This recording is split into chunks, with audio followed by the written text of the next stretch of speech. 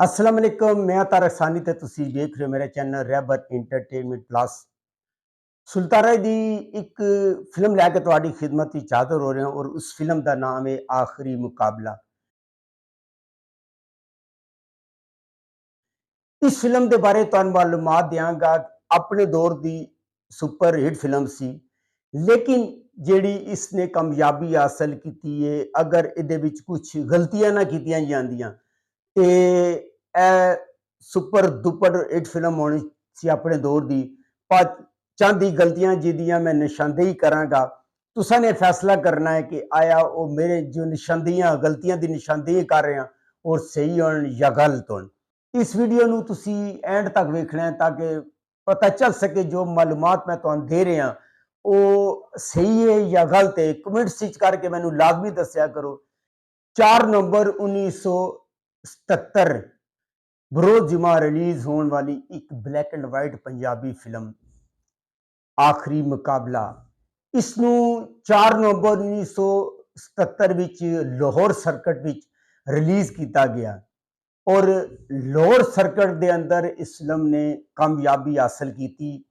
और इस तो बाद जदों ए लाहौर सर्किट यानी कि पंजाब सर्किट दे विच ए फिल्म रिलीज होगी, इन्हें कामयाबी हासिल की थी ते इसनू सिंध सर्किट दे विच भी रिलीज किया गया।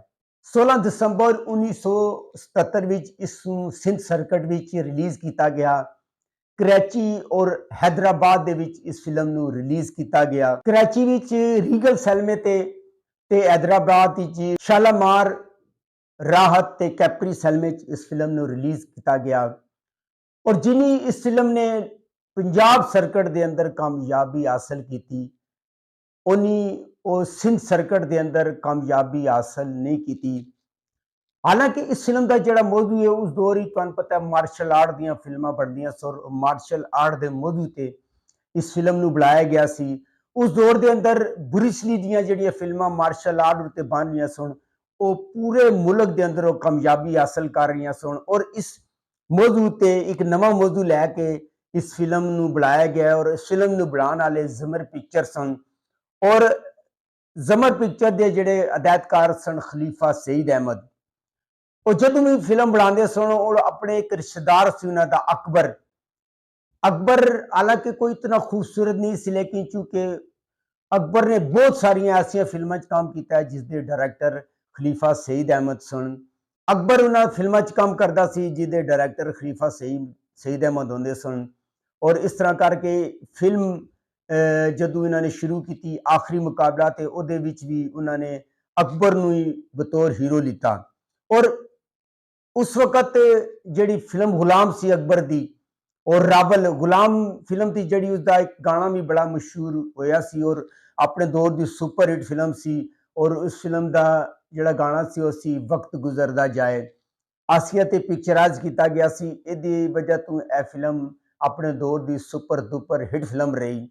और इस कामयाबी नू वेखदे हुए उन्होंने अकबर नू इस फिल्म विच बतौर हीरो लिता। और अकबर नू हीरो लैण की वजह तो यह फिल्म जिहड़ी होगी थोड़ी मिसकास्ट होगी, क्योंकि अकबर तो इलावा इस फिल्म की वैल्यू बढ़ाने वास्ते वैल्यू वधाण वास्ते सुल्तान रही नू भी इस फिल्म विच बतौर एक्टर लिता गया है। और हालांकि यदि जिहड़ी कास्ट थी कोई खास कास्ट नहीं सी। अकबर सी हीरो, उस तो इलावा नजमा सी, नाजली सी, खालिद सलीम मोटा सी और मेन ते जिहड़ा सी जिहड़ा सब तो बेहतरीन हीरो सी वो सुल्तान रही सी।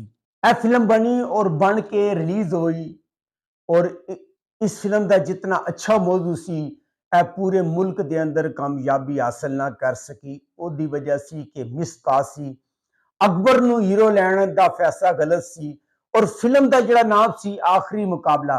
और इस फिल्म के अंदर एक और गलती की गई कि फिल्म के दरमियान ही फिल्म जदों रह जाती है अद्धा पौना घंटे की रह जाती तो सुल्तान राही नू मार दिता जाता है।